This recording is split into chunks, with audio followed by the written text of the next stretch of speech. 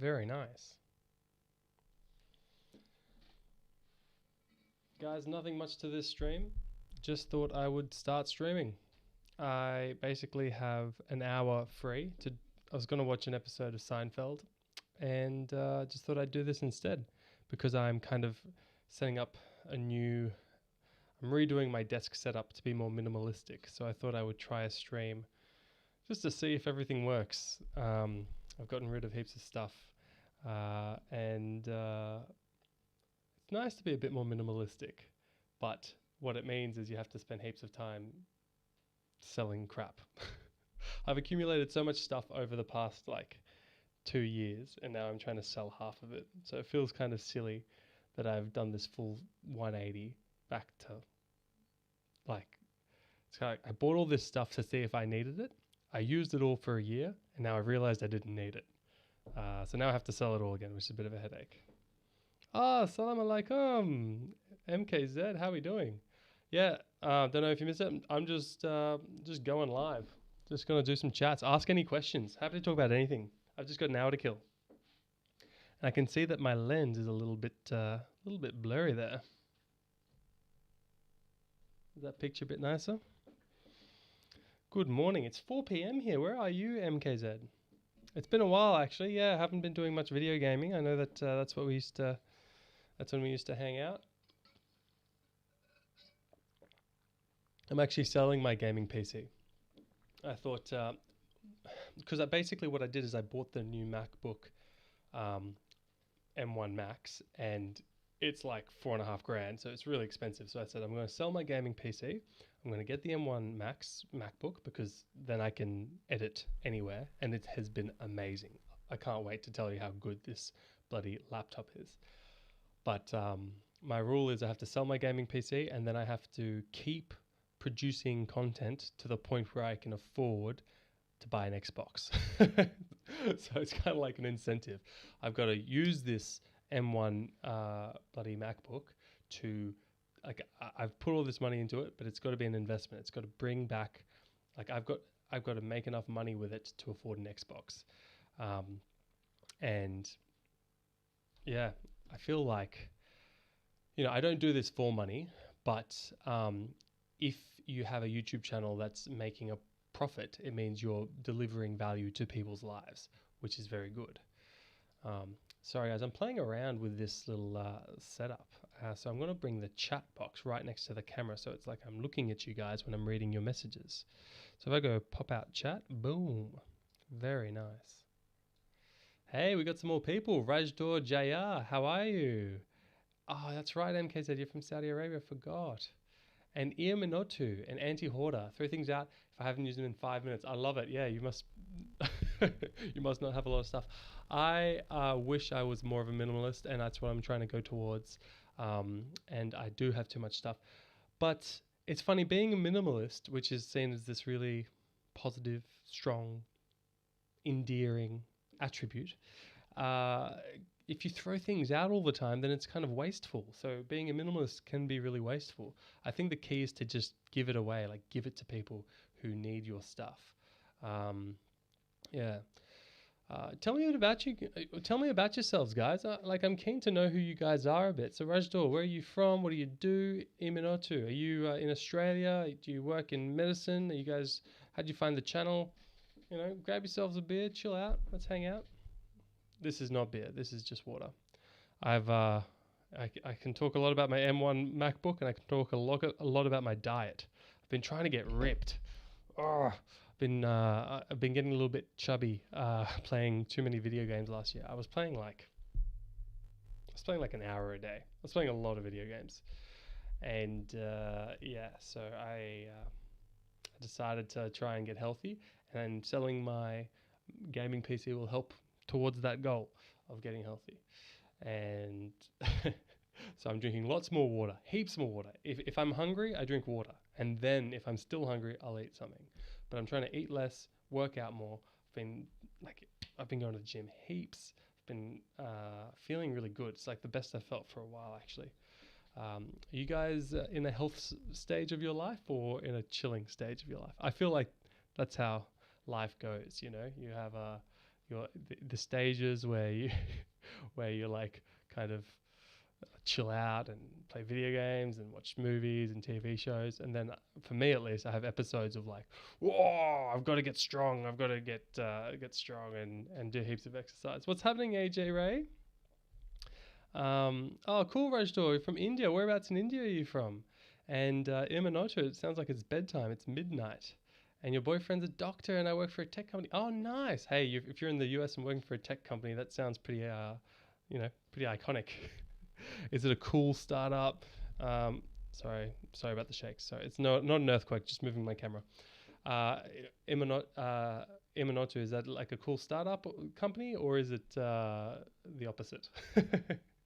What's happening, Math Cubes? Welcome, guys. Nice to hang out with you all.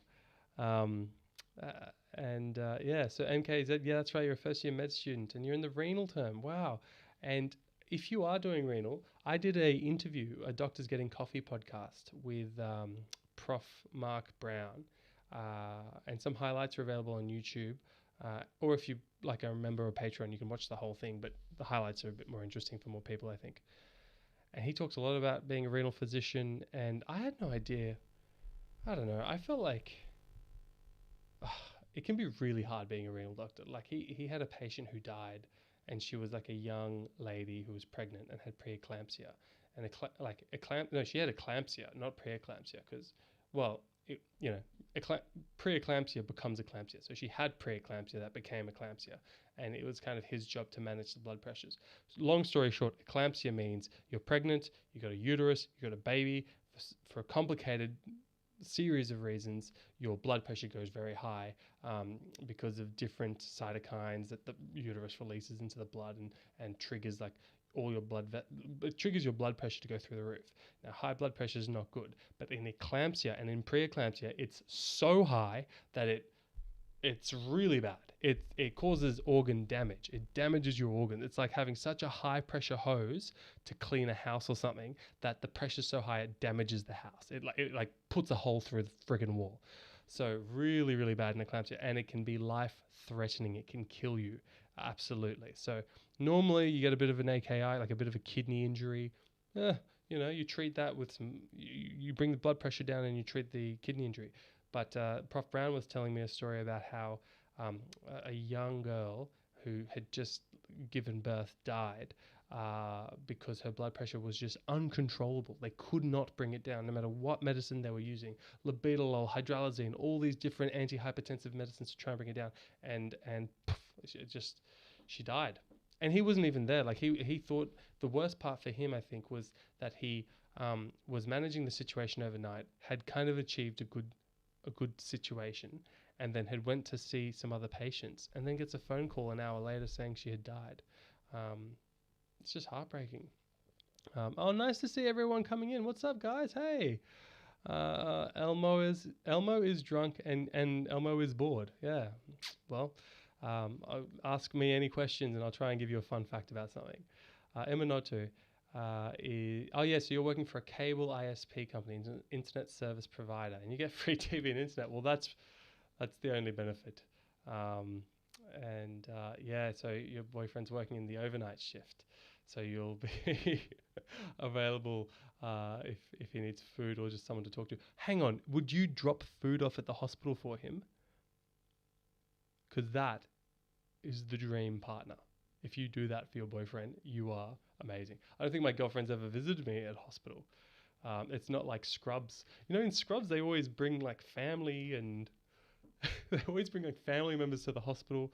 They always bring like girlfriends and boyfriends and all that kind of stuff. It's like, that never happens in a hospital. It's like work zone. Hey, Obi-Wan Kenobi. All right, we got our first question. Any advice on getting volunteer casual work in a public Australian hospital? Ooh, volunteer or casual work? Yes. Physiology honors student. Nice. Yes, nice. Hey, Obi-Wan, you've got to just start as a porter. They're hiring left, right, and center. Just start in there as a porter. Do it part-time through med school. It's a really good way to network with doctors. So a porter is... and I think they're called wardsmen or wards people, and might have different terms in different hospitals.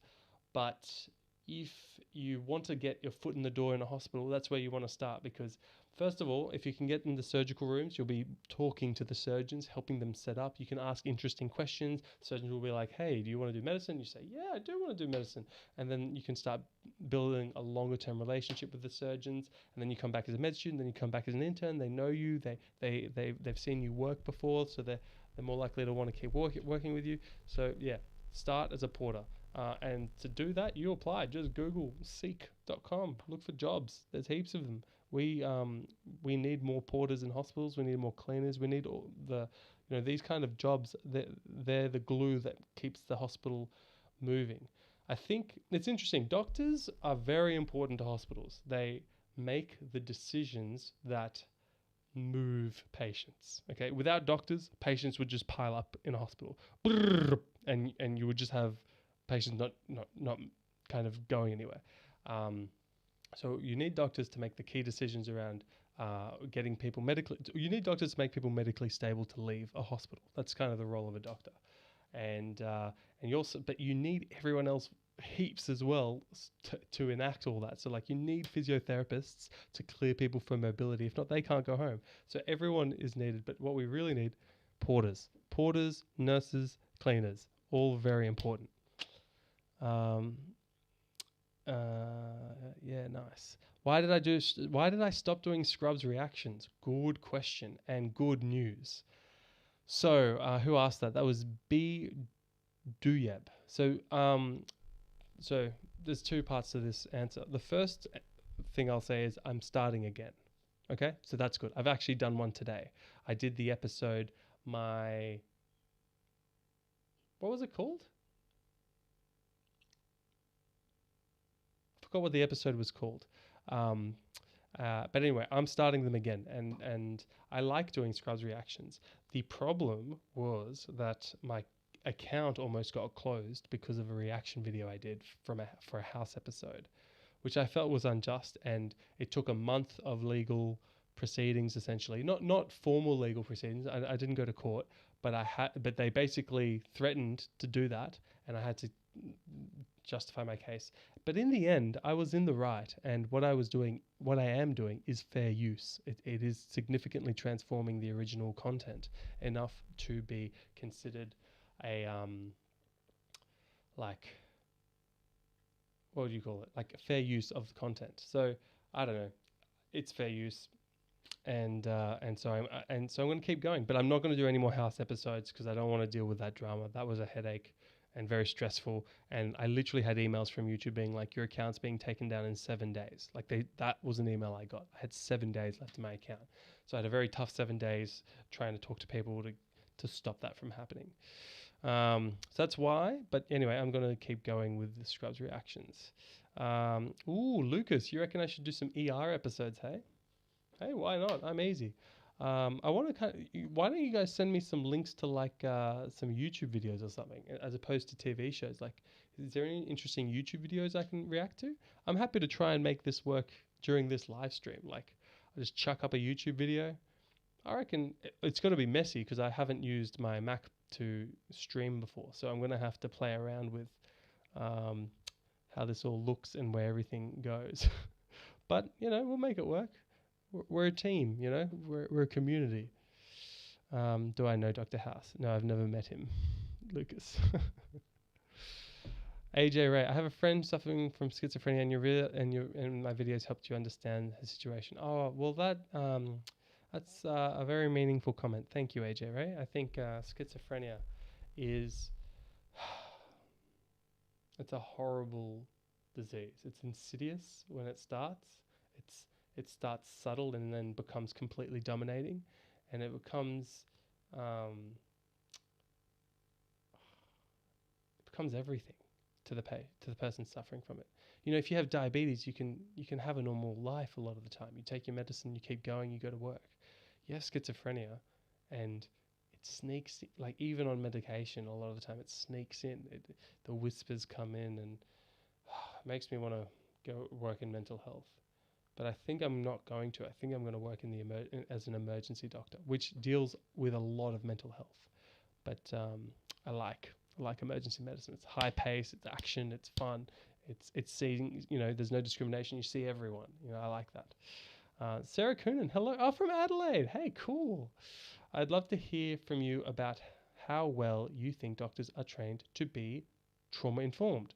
I'm having surgery next week and I have diagnosed PTSD. My anxiety is really high. Yeah, not at all trauma informed. If you're talking about the kind of trauma informed term in terms of mental health and like and understanding PTSD, which I think you are talking about in that term. But yeah, that's not really something that's covered. We're really taught how to fix medical problems, and then hopefully now it's starting a bit to be more trauma informed and strengths based and all that kind of stuff. But yeah, I think it's really it's not a core focus of the degree yet. But with a bit of advocacy, it's going to be good. Now, in terms of your surgery and your anxiety kind of trickling off, look, that's bound to happen, and I think acceptance therapy and all the good mindfulness activities and physical activity and good diet and all that good stuff is really important. And just and good luck to you. Like, make sure you're well supported. Talk to your friends about your anxiety and ride that freaking wave, because it's a horrible wave, but it's a wave, right? Waves end. You can't die by anxiety. You can't die from a panic attack. So you just got to kind of survive it and then keep going with your life and don't let it pull you down. You just keep hustling, and keep doing it. Do you need any sort of prior experience to be a porter? Can I just jump in as a first year med school? No, yeah, of course, Coldman. I mean, to be a scrub, to be a surgical operation room porter, you do need to do some training. They're going to pay for all that. They're going to sort you out. If you can give them 3 days of work a week, they're going to love you. And there's a lot of weekend work. And if you get the Sunday shifts, you're going to be a very happy medical student. I mean, if you do one Sunday shift a week, if you do one Sunday shift and like one evening shift a week, you can survive plus the like youth allowance, which is something the government pays people in university, which is really good. If you have youth allowance plus 2 shifts a week, including a Sunday shift as a porter, you'll be fine, and you'll be fine in med school with that. Being good in medical school is not about time spent studying. It's about effective study and opportunistic study, right? Listen to podcasts while you go for a jog, and use YouTube video, like teachers that you identify with, all that kind of stuff. So yeah, it's not you don't need to study every single night like the movies sell it. Yeah, cool. Oh, sweet, everyone. I hope let me know how you go. Join the Discord and send me a message if you get the job. I'd be stoked to hear about it. Imanotu says, I've always wondered how medicine is practiced differently from country to country. I've heard some great differences and some horrifying ones. It would be cool to know what is true and what is bunk. I want to know that too. I have invited like 3 different English doctors to come onto my Doctors Getting Coffee podcast, but it's like dating. You can ask a lot of, people on a date, but a lot of them are going to say no. And that's fine, So it's a bit intimidating for doctors who aren't who care about what other people think, to do video interviews with me, because it's a risk to go online and share. But I don't know. Do I care what people think about me? I do, of course. I'm a social animal, just like you guys, just like everyone. So I do care what people think about me. But I have, I guess, a good sense of security so that I can do these videos and these live streams, kind of impromptu, and so I have no hesitation with doing video. Like, it's inevitable you're going to say something you regret at some point in your life, because you can't think through everything you say perfectly all the time. Okay, I accept that, but that's not a reason to say nothing. And if you say nothing, then especially if then your voice isn't heard. Then I really, the fact that I said stuff helps this person understand her friend who has schizophrenia, AJ Ray. So I'm stoked that I said something to help at least one person. Yeah. Hey, Colonel B, what's happening? Oh, yeah. Heading to bed and you saw this pop up. What's up, bud? Hey, Colonel B. Well, I was just saying, I'm redoing my desk setup to be more minimal. I'm just trying to get rid of some stuff.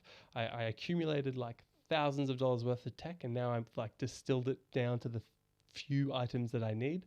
And I don't even know if you guys can see. Can you see that? Those are, oh, there we go. Those are some big, beautiful speakers.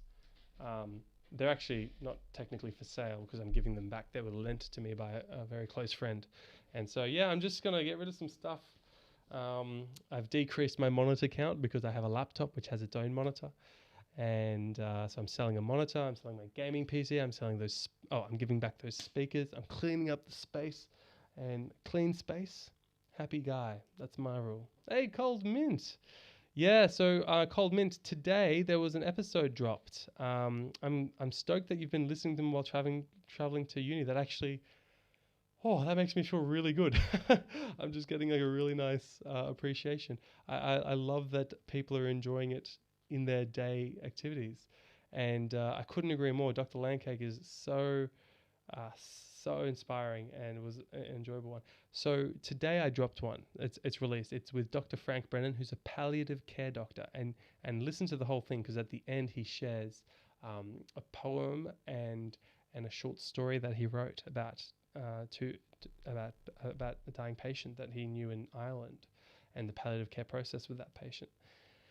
And actually, the highlight of that poem, like that clip, has been put up on YouTube. So if you haven't seen it, you can you can go see that. But yeah, that's basically it. How's this live stream going? So I think 21 minutes. Cool. These fly by. I love doing live streams. I need to find a regular time to do them though. Do you guys have any feedback about the live stream? Is the audio too soft, too loud? Test, test, test. Oh, it was a little bit soft. Yeah. Yeah, nice. Good stuff. I'm just going through the chat.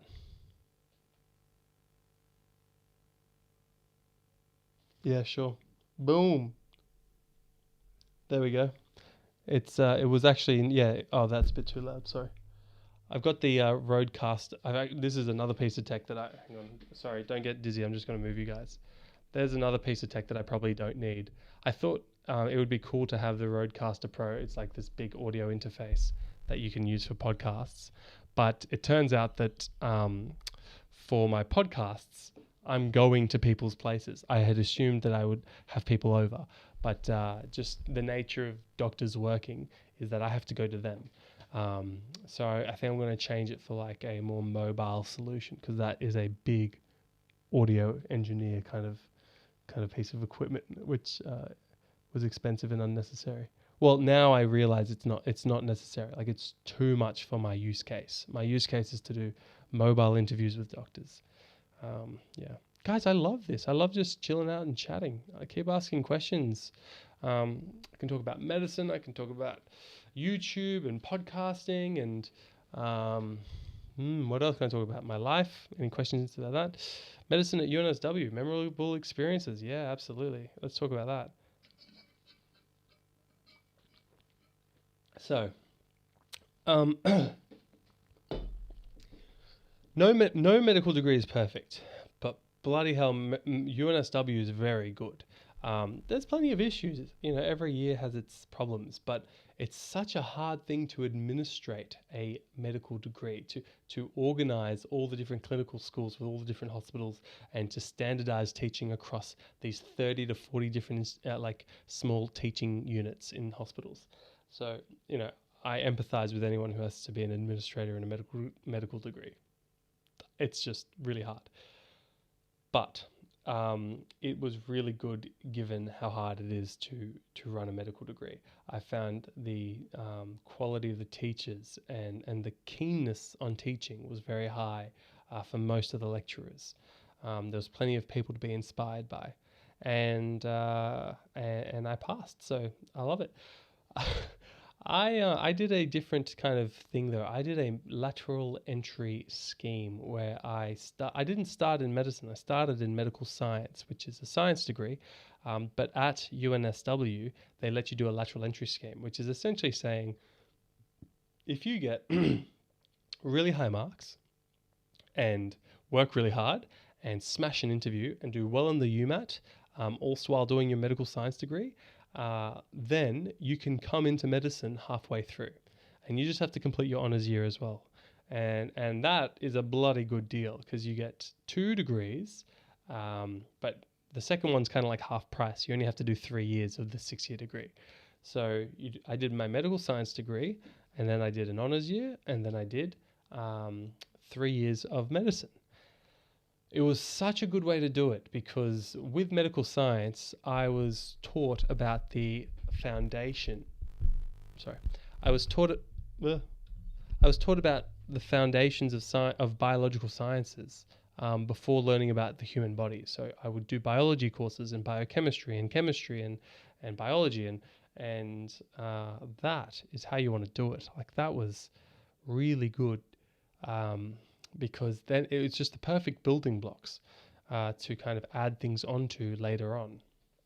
And so later, like even now when people talk about, I don't know, the inflammatory response, I can visualize really well the different cytokines and mediators and cells and, endothelial cells. And yeah, I can see it all in my mind's eye because it's been built on so well.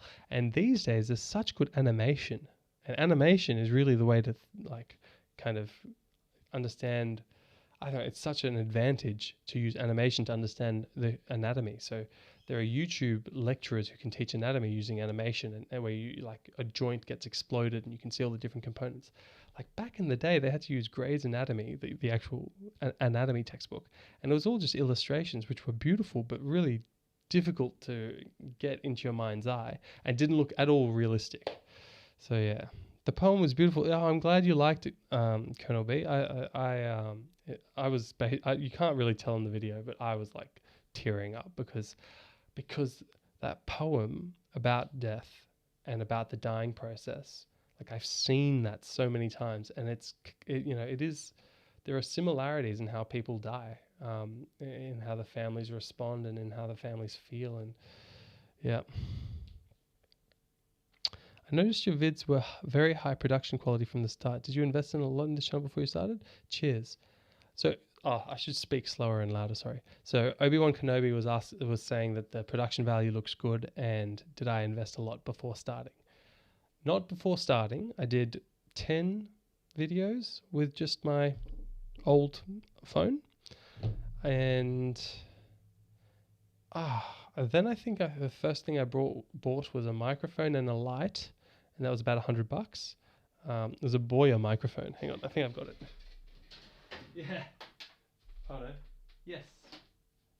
This shitty thing. Sorry, this crappy thing. This is a $30 microphone, and you can put a dead cat on it.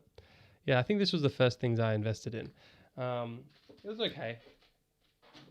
And then after 10 videos, or like maybe 20 videos, which were mostly vlogs and some educational videos I was trying out as well. Then when I realized that I liked doing this, that this was that I didn't know what I was going to end up doing, but I knew that it would eventually be important part of my life. It would be an important part of my life one day. So I knew from the start that in 10 years' time, so this is 2 years ago, because I've been doing this for 2 years.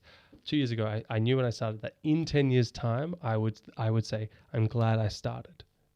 So that was always the vision and the plan, and I'm already saying that. And I found the thing that I'm passionate about that I can do for the rest of my life that I think is important, and that is this Doctors Getting Coffee series. And we've only done 4 or 5 episodes, so it's early days, and there's going to be a lot of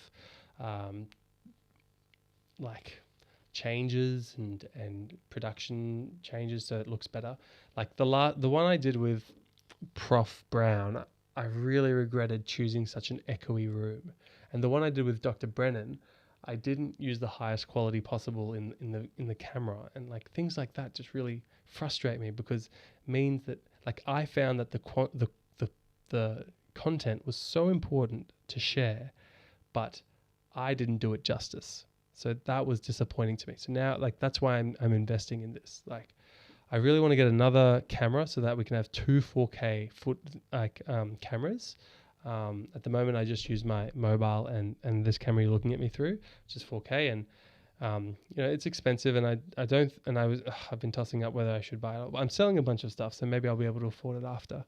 But yeah, I did invest eventually after about 50 videos. After about 10 or 20 videos, I decided this is important. So I bought the A6500 Sony, and I think I put $2,000 into producing. Then I got a computer as well for the video editing, and that's how it started. So yeah, I really appreciate the fact that you see production quality in my videos, because I'm an amateur. I learned everything from YouTube, and I'm glad you think it's good. Although I've made a mistake. I don't think it's too bad, but I didn't focus on lighting before starting this live stream because I just turned it on. Hang on, let me bring you down a bit. There we go.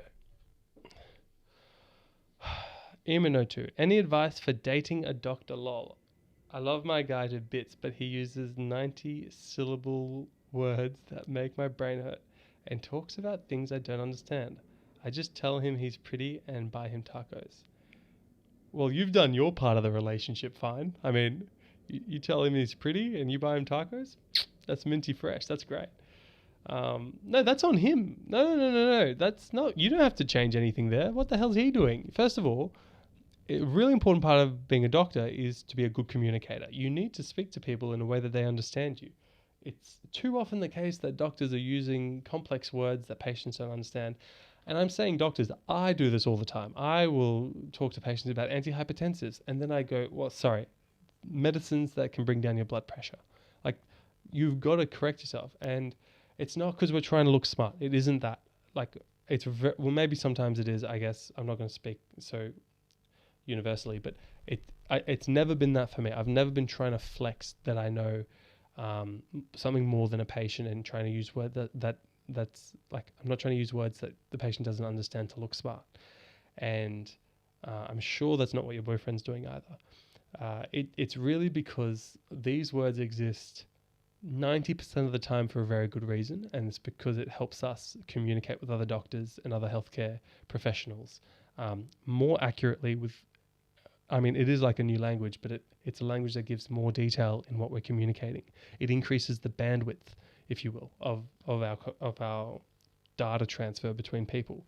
So it's super important that we have this language. But when we're talking to a patient, it's about understanding and it's about how they feel.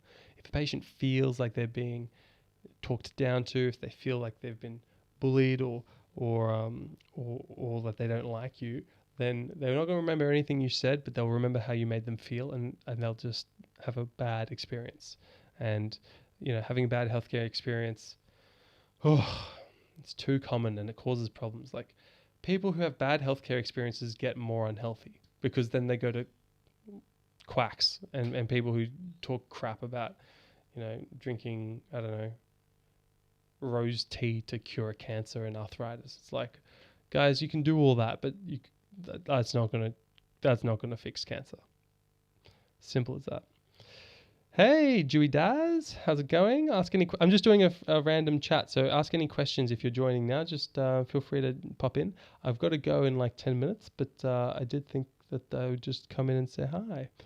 Umut Ozbakan. Hi, Sil. Love your Scrubs reactions. As a longtime fan of that amazing show, I'm just wondering, do you watch only episodes people suggest you? And if so, why? Well, I do just watch episodes that are suggested to me because I make it for people. I think that's probably the best explanation I can give. It's like, I use Scrubs because Scrubs is entertaining, so I use that as a platform to be educating, and medical entertainment and education can go really well together, and that can spread positive messages. So it's a good way to spread positive messages. But that means I've got to do what people want to watch. So I do what people recommend. Now, if you, Umut, if you have an episode you want me to react to, please add it to either in the chat or better yet, add it to the post I put up 4 days ago, because I've just been working my way through that. And I did, by the way, Colonel B, I did My Old Man, the one that you suggested. So that should be coming out soon once the copyright processing finishes, because every video has to go under copyright processing. Mark Davies, mate. Hello, Mark. And thank you for the cup of coffee today. I really appreciate it. Colonel B, Naomi, and Mark Davis, you've all bought me coffee, and I absolutely appreciate it. And I'm going to give you shout outs in the next 3 Doctors Getting Coffee episodes. So I really appreciate that. Rural healthcare. Obi-Wan Kenobi's asking about rural healthcare at the moment. Look, people... How do I word this? I don't want to say anything... Okay. A country like Switzerland or Norway has very high density and good money, which means when you build a hospital, that one hospital can cover huge numbers of people, right? So it's really an efficient method to have these big hospitals that cover huge numbers of people. In Australia, with rural healthcare, it's such a big challenge for the healthcare system to have hospitals and like high level of care to such a big land mass that is so sparsely populated. Like we have pockets of high density population, like here in Sydney, but there are, 90% of Australia, probably more, is just like such low density living, which means we can't just build hospitals in every town because it's obviously not cost effective. And so it's just a really hard challenge to deliver quality rural healthcare at a standardized high quality. And some places do it super well and other places do it super poorly. And I think people always talk about how it should be. Like these are the ideals that the world should live towards. And I get that, and that's good because that's how you get progress. But just take a second to have a cup of tea and enjoy how good it is that you're in Australia with the public healthcare system. So there are problems with rural healthcare, but you can always get to a tertiary centre through a transfer. And if you want to be, I don't know, yeah, it's a challenge, rural healthcare, but it's very interesting. People love doing it. I think there's kind of like 2 types of doctors: the ones that love rural healthcare and the ones that don't. And I would love to. I think actually next year I might do 6 months locuming rurally, going to different spots. Georgia Gardner, killing it, Dr. Sill. Thanks for the education. May I ask if you've studied amongst many mature age students? 1, 2, 3, 4. Yeah, about 4. I've been 4. Yeah, 4. And I work with people who were mature age students. And it is such a fantastic idea to do medicine as a mature age student if you're thinking about it. Boom! Sorry, that was a lot of information very quickly. You should do it, Georgia, if that's on your mind. You've got a familiar name. Do we know each other? Are you the Georgia from... I can't see your profile. Anyway, do medicine if it's something that interests you. It's an incredible career. The future of healthcare is going to change quite significantly. At the moment, or in the last couple of decades, healthcare has really been about specialization and becoming a medical specialist as quickly as possible. But I think the future of healthcare in Australia is to have way more middle management doctors, essentially. Way more registrars that are unaccredited and accredited, and basically to extend the training period. And that's because there's way more doctors. There's plenty of work for them in those middle management positions because everyone's burnt out and everyone wants to work part-time. So it's going to work out okay. And that's, so there's going to be a lot of focus on that middle kind of registrar model where essentially you will spend a lot more time training than historically doctors have spent training, which kind of sucks because you make less money, but it's kind of good because you get more experience and you still make plenty of money. And and you're less likely to get burnt out if there's more people in that middle management equivalent position. The other big futures, the big focus, like I was reading a workforce report, but there's a lot of need for psychiatrists and GPs and general physicians. It looks like emergency medicine is actually oversubscribed, which is what I want to do, which is upsetting. And also there's no private practice in emergency medicine either. So it's a little bit less money, and guess what? That's fine. I think I can happily live off 200 grand a year. All I need money for is to pay for my gadgets, to own a home, and then to pay for kids and stuff. Like that's not, you don't need that much. You need a little bit of money. You need a doctor's salary to do what I want to do with money. But I don't need more than like 200 to 300 grand a year, I think. I don't think many people do. I love how I just said that so casually, and I know that that's a ridiculous amount of money, and I'm very sorry if that was insensitive. I guess the point is, relative to other specialties that can make $1 million a year, I'm very happy just working in a government ED, making like less. But I get it. Relative to other jobs, that is big bucks, and I'm very, very grateful.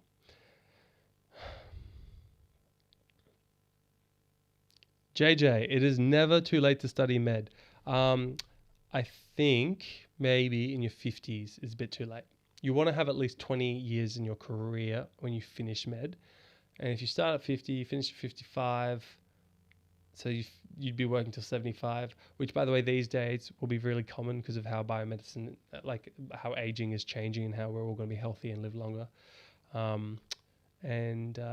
So it's never, I'm a realist. I'm not going to just talk crap to make people feel good. It is sometimes too late to study med, and I think 50 is probably the cutoff. But if you are in early 40s or in your 30s, if you're in your 30s, definitely consider it. The reason people don't do it is because they don't want to give up 4 years of income, because you lose all that money when you're studying. But some people have found it to work really well part-time. Mark, it is impossible to own a home in Sydney. Like the house prices and the speed at which they're going up versus income is so dramatic. And I'm very worried that when everyone's borrowing all this money with interest rates of whatever percent, very low, and then but that was all because of COVID, and then the interest rates are going to have to go up, and then can people afford all these repayments? I don't know, but this really feels like in the next 2 years we could expect some big corrections in the sorry, I am wearing shorts for the record. I know that's a lot of leg, but I'm just hanging out, so let me chill. But yeah, I'm expecting big corrections in the housing markets, but it never does. Mid-20s, Georgia, what are you talking about? I started medicine when I was in my mid-20s. Maybe 24. But no, like 28, 29, 32, that's fine. Just do it, Georgia. You won't regret it. Now, someone asked me about mentoring, JJ. I have very strongly considered becoming a mentor. And like doing a coaching for 1 day a week, just doing coaching. I've had like 4 people express an interest, and I could probably take on 4 clients. The key thing in your relationship with a counselor or a coach or a therapist or a psychiatrist or a doctor that affects the outcome of what your goal is, like it affects how successful you are in that relationship. So for example, if you're with a mental health therapist, the key thing in getting a positive outcome from that therapy is your rapport and connection with the person. And because you guys already have a very good understanding of who I am, you will know whether you'll have a good kind of relationship, professional relationship with me as a mentor. And so that's great. So if you know that we would work well together as a team, then I'm pretty keen to help. It would probably, the next thing would be affordability and pricing, and I haven't really thought that through. But jump on Discord, send me a message. We can talk about getting you. Thanks, JJ. I appreciate that.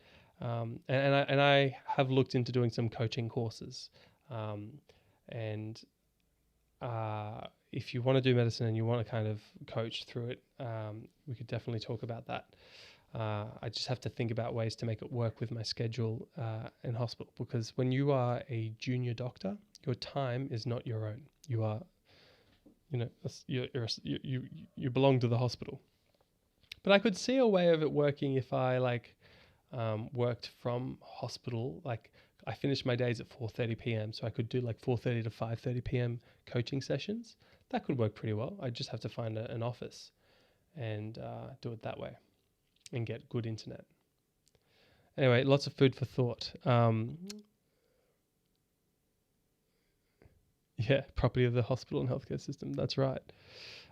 Georgia and JJ, if you want to talk about potentially setting up a coaching thing and do video calls once a week, that could be something I'm interested in. So jump onto the Discord and send me a message, or just through Instagram. You can also message me there. Yeah. And if you guys are in Sydney, then we can do it in person for sure. Like, Sydney's great, but I know some people aren't.